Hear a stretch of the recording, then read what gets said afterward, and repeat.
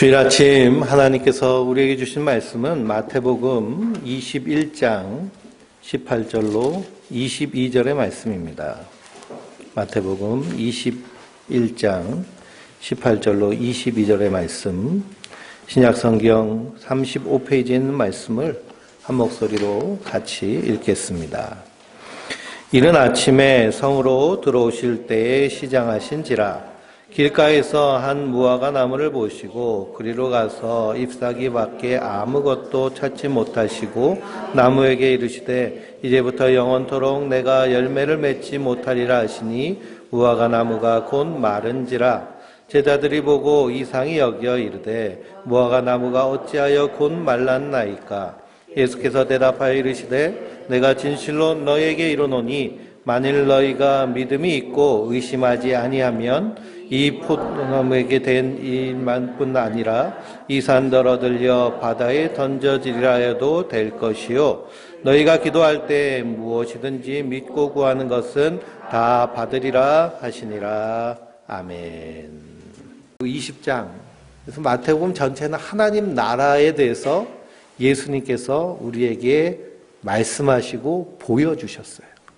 하나님 나라는 용서의 나라, 하나님 나라는 차별 없는 나라. 이스라엘은, 유대인들은 하나님께서 미리 택하셔서 그들로 제사장 나라 삼으셨습니다. 제사장이란 것은 하나님을 보여주는 사람이에요. 하나님을 알려줘야 돼요. 구약의 제사장들은 단지 제사의 업무만 행한 것이 아니라 백성들에게 율법을 가르치고 하나님의 말씀을 가르치는 선생의 역할도 했습니다. 예수님께서 이 성전이 있고 제사가 시행되는 예루살렘에 들어가셔서 성전에 가장 먼저 들어가셨습니다. 하나님께서 이스라엘 백성들에게 제사하라라고 하시는 이유는 뭘까요? 양을 잡고 소를 잡아서 그 피를 흘려서 하나님 그 피를 받으시고 백성들에게 무엇을 주시려고 하셨나요? 용서해 주시려고 하신 거예요. 아담과 하와가 선악과를 따먹은 이후에 인간은 죄인이 됐습니다. 하나님이 주인인데 사람이 주인 노릇하는 이것이 성경에서 말하는 죄예요. 이 죄를 씻기 위해서 하나님 앞에 나오려면 죄인으로서 나올 수 없기에 죄를 씻을 수 있는 그 용서의 기구를 만들어 주셨는데 그것이 성전에 나와서 제사 드리는 것입니다. 성전에 나와 제사 드림으로 하나님의 용서함을 받고 그 용서받은 사람이 하나님께 나와서 기도하며 예배할 때 하나님은 그 기도를 들으시고 그 예배를 받으시는 줄 믿습니다. 그래서 하나님 나라는 용서하는 나라, 하나님의 나라는 차별 없는 나라. 이사야서 56장을 보면 내 집은 만민이 기도하는 집이다 라고 말씀하셨는데요.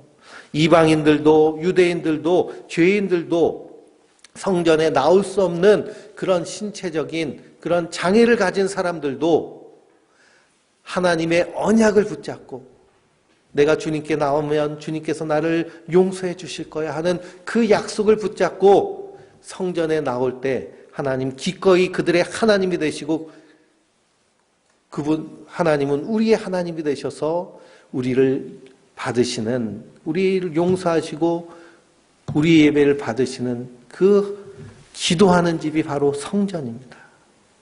그런데 예수님께서 그 성전에 들어가 보셨더니 그곳이 무엇으로 변질돼 버렸나요? 강도의 소굴로 변질돼 버렸습니다. 장사꾼들로 넘쳐나는 거예요. 그래서 이방인들이 와서 기도해야 될 그 이방인의 뜰을 다 차지하고 이방인들은 성전에 들어오지도 못하도록 막아버린 것이 바로 예수님 당시의 성전의 모습입니다. 그러니 그 장사꾼들을 거기서 장사하도록 허가해 준 사람들은 누굴까요? 제사장들과 그 종교 지도자들입니다.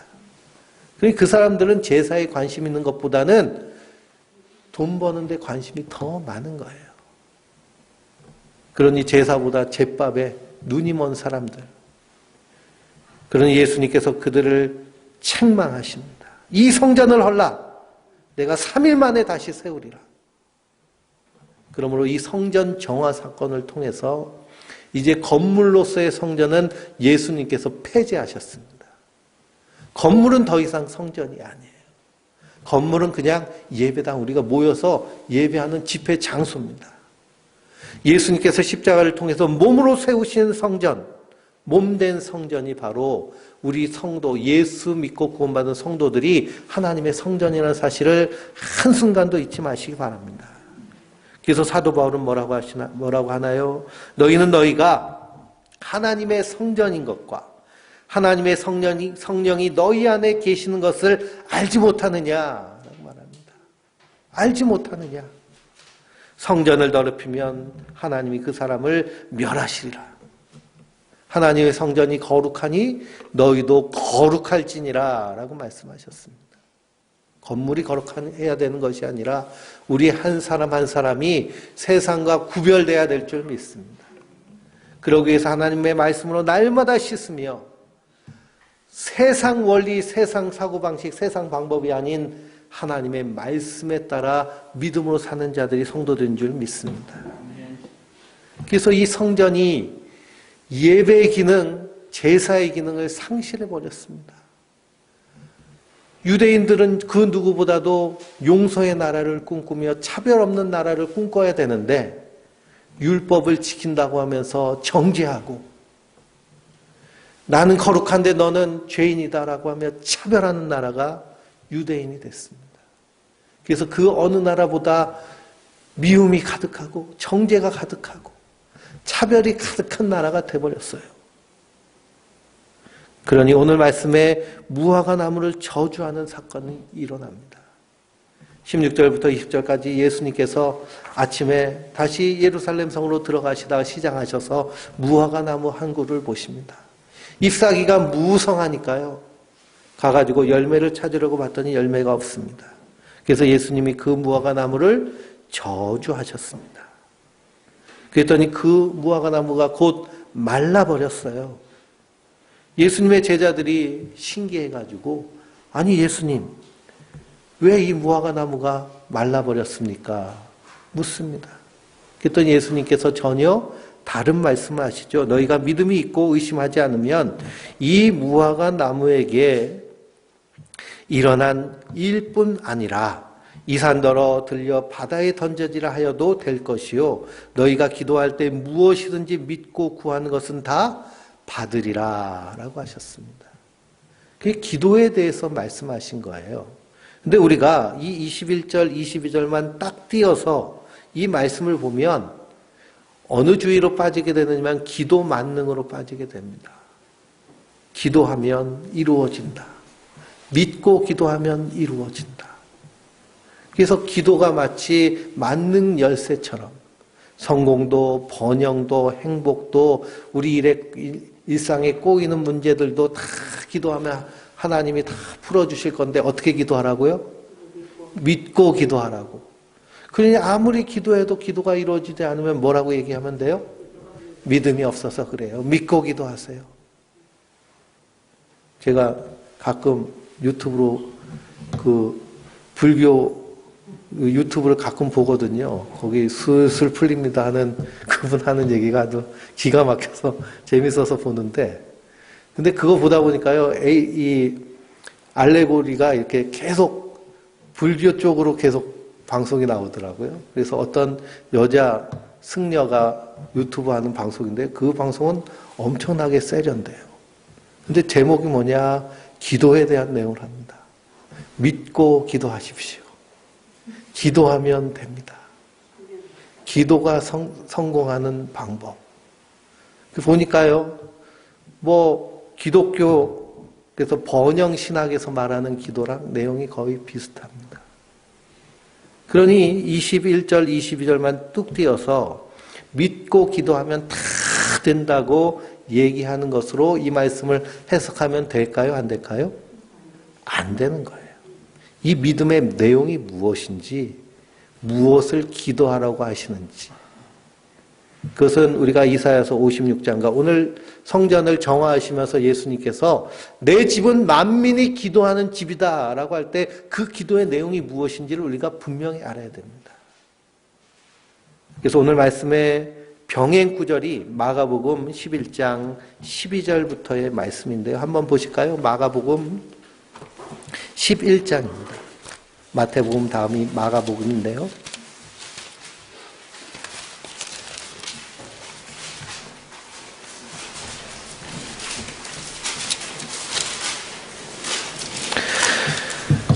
마가복음 11장에서는 약간 순서가 다릅니다. 마태복음에서는 예수님이 먼저 성전을 정화하시고 무화과나무를 저주하시는데요. 마가복음에서는 무화과나무를 먼저 저주하시고 성전을 정화하세요. 14절 읽어볼까요? 예수께서 나무에게 말씀하여 이르시되 이제부터 영원토록 사람이 내게서 열매를 따먹지 못하리라 라고 하셨습니다. 또 17절을 읽어볼까요? 이에 가르쳐 이르시되 기록된 바 내 집은 만민이 기도하는 집이라 칭함을 받으리라 하지 아니하였느냐 너희는 강도의 소굴을 만들었도다 하시매 그러셨습니다. 22절부터 25절까지 읽어볼까요? 예수께서 그들에게 대답하여 이르시되 하나님을 믿으라 내가 진실로 너에게 이르노니 누구든지 이 산더러 들리어 바다에 던져지라 하며 그 말하는 것이 이루어질 줄 믿고 마음에 의심하지 아니하면 그대로 되리라. 그러므로 내가 너희에게 말하노니 무엇이든지 기도하고 구하는 것은 받은 줄로 믿으라. 그리하면 너희에게 그대로 되리라. 서서 기도할 때에 아무에게나 혐의가 있거든 용서하라. 그리하여야 하늘에 계신 너희 아버지께서도 너희 허물을 사하여 주시리라 하시니라. 아멘. 이 마가복음에서는 예수님께서 기도에 대해서 말씀하시면서 25절에 뭐라고 하세요? 용서하라 라고 하십니다. 용서하라. 그러니 이 기도의 내용이 어떤 기도의 내용이냐? 용서에 대한 내용이에요. 그럼 그 믿음은 어떤 믿음이냐? 용서에 대한 믿음입니다. 하나님의 언약을 붙잡고 성전에 나온 사람은 하나님이 용서해 주실 것에 대한 믿음이에요. 그 용서함을 받은 사람들은 이 땅에 살면서 하나님 나라를 살아내는 사람들인데요. 그 핵심 내용이 뭘까요? 용서하는 거예요. 차별 없이 용서하는 거예요. 그게 핵심 내용입니다.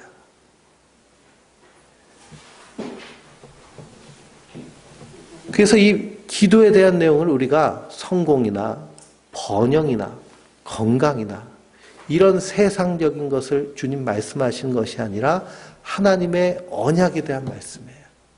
언약의 핵심은 용서입니다. 십자가의 핵심도 뭘까요? 내가 너희의 허물과 죄를 대신 지고 십자가에 달려 죽어서 내 앞에 나오면 내가 용서해 줄게. 이것이 십자가의 핵심이에요. 하나님의 용서예요. 그러니 우리가 기도할 때 하나님 나를 용서하셨습니다. 용서해 주셨군요. 감사합니다는 그런 믿음을 가지고 기도할 때 하나님께서 그 기도를 들으신다는 거예요. 그래서 우리가 이 사실을 혼돈해서는 안 됩니다. 하나님 나라는 용서의 나라. 성전에서 제사 드릴 때 이루어지는 일은 용서가 이루어져야 되는데 이 이스라엘 성전에 예루살렘 성전에 있는 이 건물로서의 성전 안에서 용서가 이루어지지 않았습니다. 그래서 그 성전을 폐지하시는 것인데요. 그 증거로 무화과 나무를 저주하시는 거예요. 구약 성경을 읽어보면 무화과 나무는 이스라엘의 상징과도 같습니다. 호세아서 9장 10절을 읽어보면 옛적에 내가 이스라엘 만나기를 광야에서 포도를 만남같이 하였으며 너희 조상들을 보기를 무화과 나무에서 처음 맺힌 첫 열매 봄같이 하였거늘 그러셨습니다. 그러니 호세아 선지자는 북쪽 이스라엘 선지자인데요. 하나님께서 이스라엘을 만나셨을 때 사막에서 포도를 만난 것처럼 그렇게 여기셨다는 거예요. 사막에 포도가 날 수 있을까요? 없을까요? 나기가 힘들죠. 그런데 간혹 오아시스가 있으면 거기서 포도가 날 수 있습니다. 사막에서 자라는 포도를 먹어보셨나요? 아직 안 드셔보셨군요. 성지순례하면 터키를 가게 돼요. 터키. 터키가 광야가 많습니다. 그리고 광야고 사막 기후가 많아요. 근데 거기다 관계수를 대고요, 농사를 짓습니다. 그래서 거기서 석류 농사를 짓고, 복숭아 농사를 짓고, 포도 농사를 져요. 거기서 먹는 포도는요, 정말 말도 못할 정도로 맛있습니다. 사막의 햇빛이 아주 쨍쨍하고 뜨겁잖아요. 거기서 키우니까요, 포도가 당도가 얼마나 높은지.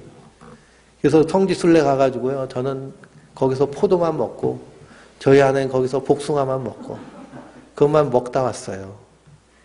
그럴 정도로 사막에 나는 포도라는 것은 아주 극사품인데요. 그렇지만 이것이 누가 심지 않으면 찾기가 힘들죠. 그러니 하나님이 이스라엘 보시기에 그렇게 반갑고 귀하게 여기셨다는 겁니다. 무화과 나무에서 처음 맺힌 첫 열매처럼 여기셨어요. 무화과 나무 묘목을 심고 이게 언제 자라나 하다가 어느 순간 자라서 첫 열매를 맺히면 그 열매를 따먹는 기분이 얼마나 좋을까요? 그렇죠? 우리도 마당이 있으면 거기 과실나무를 심고 열매 맺히면요, 그것처럼 기쁜 일이 없습니다. 기다려지죠. 이스라엘을 그렇게 여기셨다는 거예요.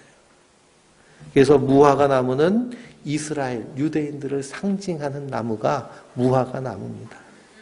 하나님 그렇게 여기셨는데 이 호세아서 9장 10절을 보니 그들이 바알보올에게 가서 부끄러운 우상에게 몸을 들임으로 저희가 사랑하는 우상같이 가증하여졌다라고 변질됨을 말씀하십니다. 바알 신은요, 번영, 번식, 풍요, 다산의 신입니다. 그러니 하나님이 그들을 구원하셔서 하나님 백성, 용서의 나라, 하나님의 나라, 제사장 나라 삼으셨는데 그들이 세상 번영, 탐욕에 빠져서 하나님을 버린 거예요. 그러니 구약의 선지자들도 이 무화과 나무에 대해서 말하면서 하나님 너희를 버리셨다고 계속 경고하고 있습니다. 예레미야서 29장 17절을 읽어보면 몹쓸 무화과 나무다. 이스라엘을 몹쓸 무화과 나무라고 그래요. 열매가 다 썩어 문드러 버린 겁니다.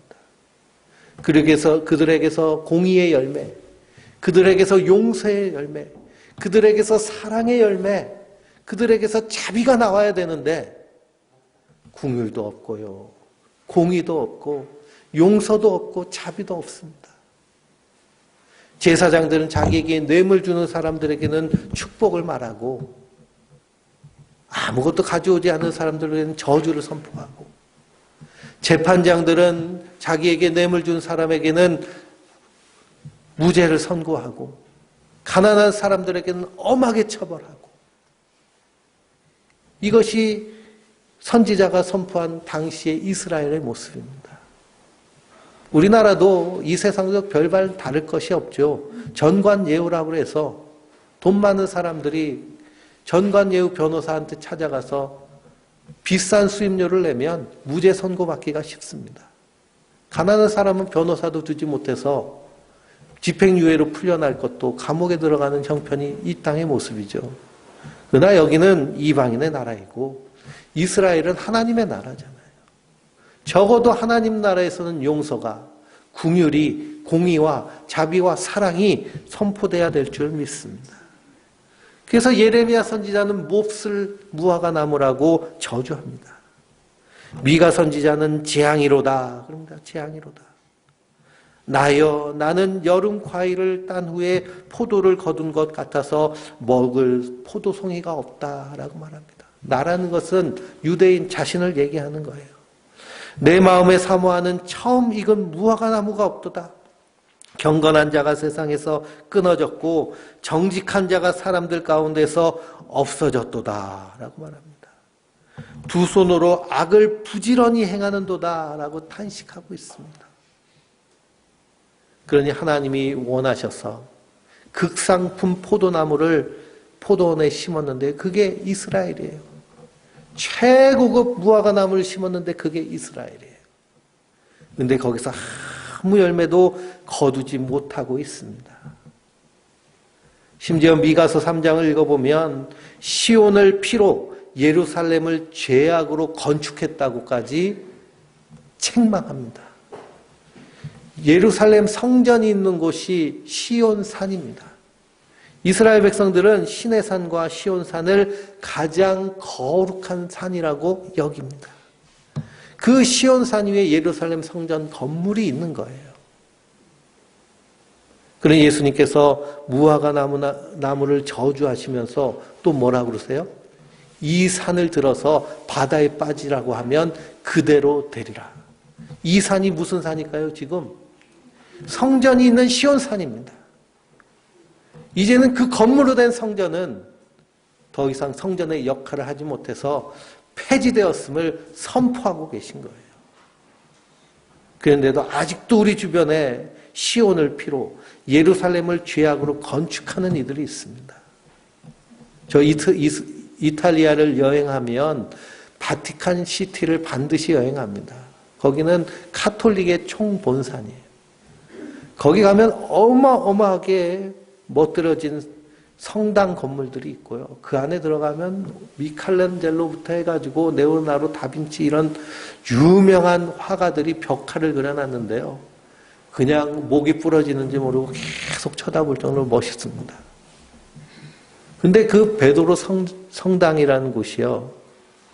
어떻게 지어졌느냐 하면 이 중세시대에 엄청난 건축비를 들여서 성당을 건축합니다.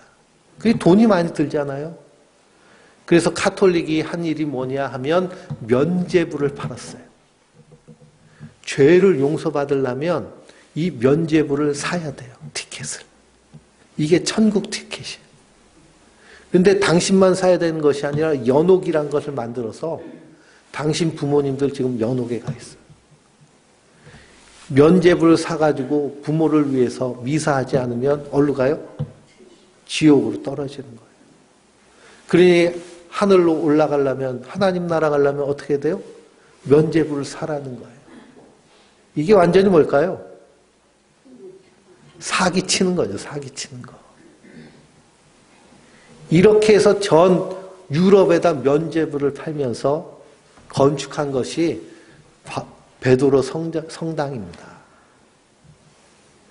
그러니 미가 선지자가 말한 것처럼 예루살렘을 죄악으로 건축한 거예요. 그러니 가톨릭의 일대 교황이 베드로라고 그러잖아요.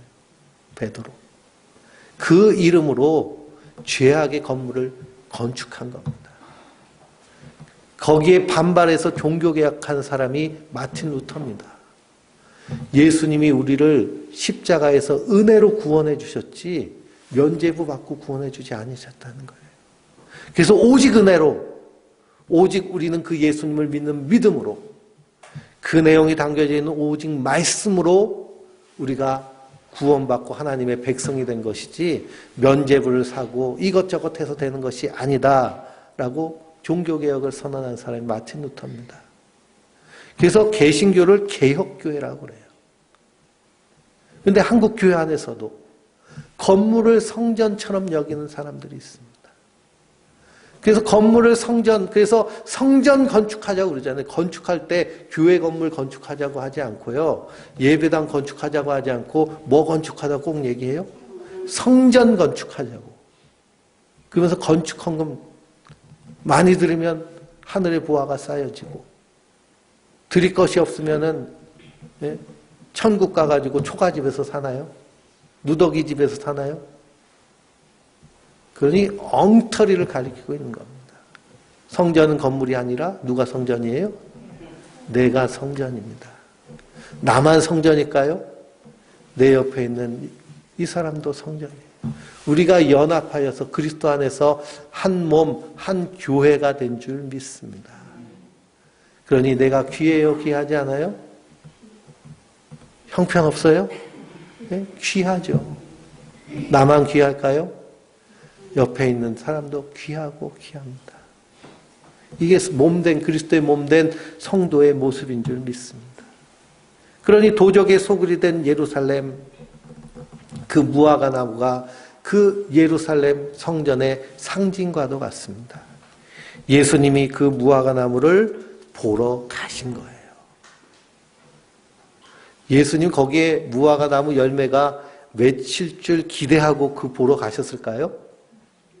아니요. 무화과 나무 열매가 없는 걸 아시고 가신 겁니다. 이건 마치 상징과도 같은 것이기 때문에 하나님이 소돔과 고모라 성을 심판하시기로 작정하시고 천사를 보내시죠. 그런데 천사를 보내실 때요, 거기 죄가 가득한 것을 모르시고 천사를 보내셨나요? 아니요. 그걸 증거 삼으시려고 천사를 보내신 겁니다. 그래서 모세오경 공부하면 신명기 어저께 18장을 공부했거든요. 18장에 보면 공의로 재판할 것에 대해서 명령하고 있습니다. 공의로 재판할 때요, 반드시 자세히 조사를 해야 돼요. 우리도 뭔가 사건이 일어나면 경찰관이 와가지고 수사하잖아요. 그게 벌써 고대의 율법에 이렇게 심판하라고 말씀하고 있습니다. 수사하는 거예요. 정말 죄가 있는지 없는지. 그리고 예수님께서 무화과 나무를 보셨다라는 것은 정말 열매가 있는지 없는지 확인하러 오신 거예요. 예수님이 2000년 전에 이 땅에 오신 것은 우리를 구원하러 오신 것과 동시에 세상을 심판하러 오신 줄 믿습니다. 세상에 친히 오셔서 죄로 가득하여서 심판할 만한지 직접 보시는 거예요. 예루살렘에 들어가서 성전을 제일 먼저 보십니다. 에스겔서를 읽어보면 하나님이 이스라엘을 심판하시는데 어디서부터 심판하시느냐 하면 성전부터 심판해요. 누구부터 심판받느냐 하면 제사장부터 심판받아요. 하나님의 심판은요, 밖에서 오는 것이 아니라 성전 중심에서부터. 그러니 예수님이 성전에 들어가셔서 정말 이곳에서 용서가 일어나고 하나님의 사랑이, 공의가, 자비가, 긍휼이 나타나는지 보신 거예요. 보시니 아니나 다를까 강도의 소굴이 되었습니다. 이미 수백 년 전에 예언자들이 계속해서 말한 예레미야가 분명히 말한 강도의 소굴이 벌써 그 성전이 돼버린 거예요.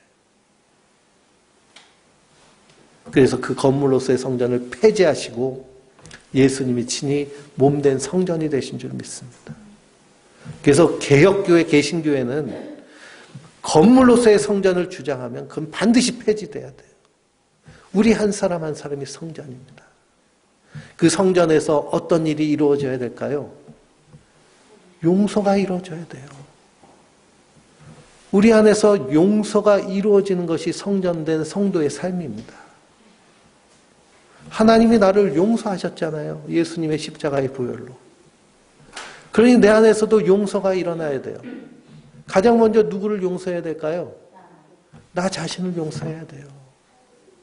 나 자신에 대해서 나를 싫어하고 미워하고 그리고 자기에 대해서 가만두지 못하는, 늘 긴장하고 자기를 채찍질하는 그런 자기를 용서해야 됩니다. 그래서 우리는 괜찮아요. 예수님이 우리를 용서해 주셨기 때문에.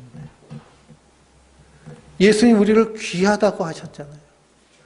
하나님은 내가 너를 보배롭고 존귀하게 여기노니 너는 내 것이라고 하셨잖아요.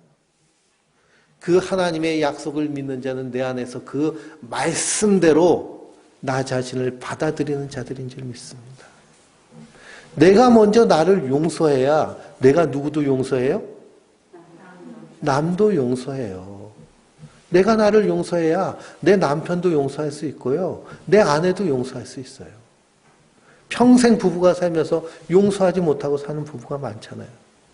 그래서 예전에 그 할머니, 할아버지들 나와가지고 퀴즈를 푸는데 천생연분, 네?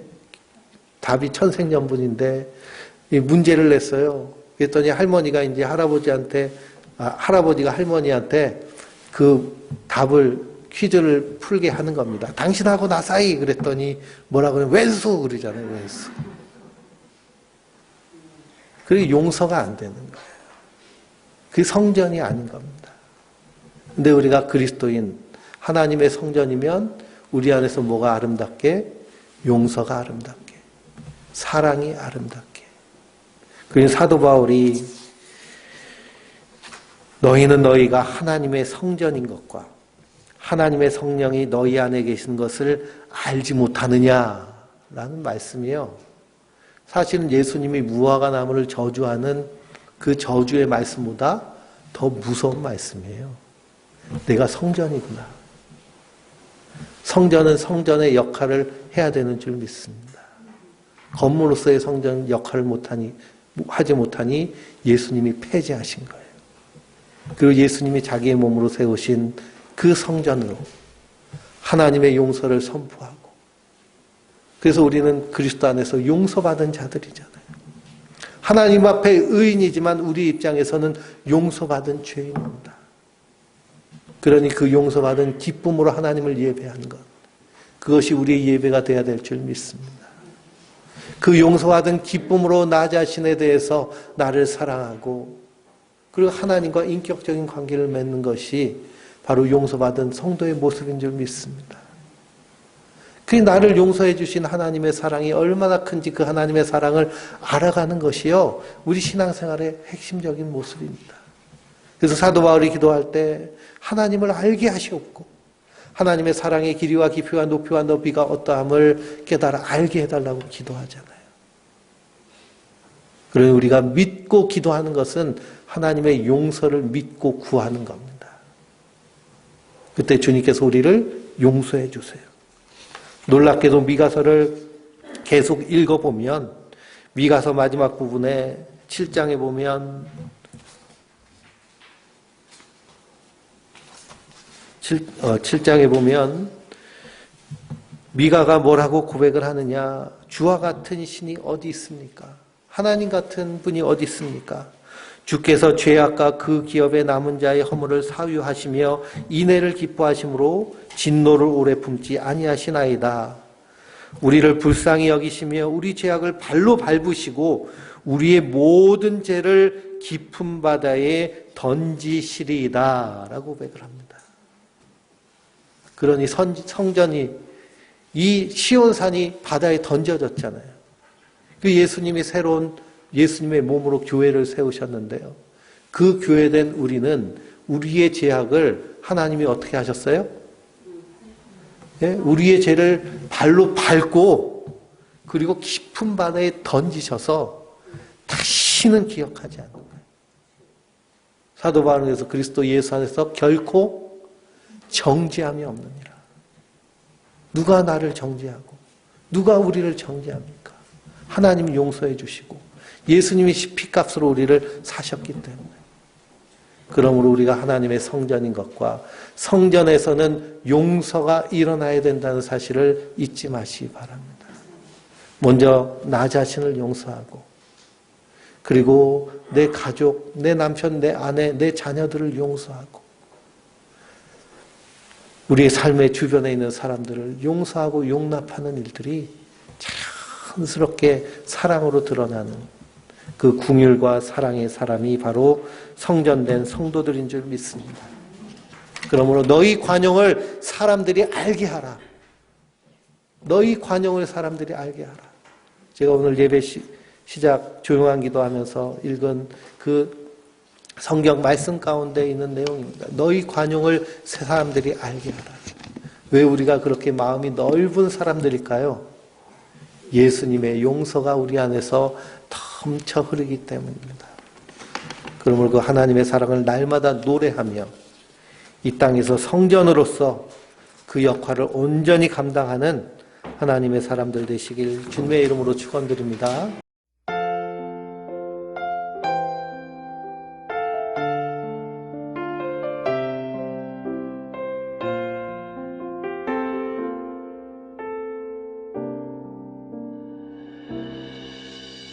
주 나의 모습 보네 상한 나의 맘 보시네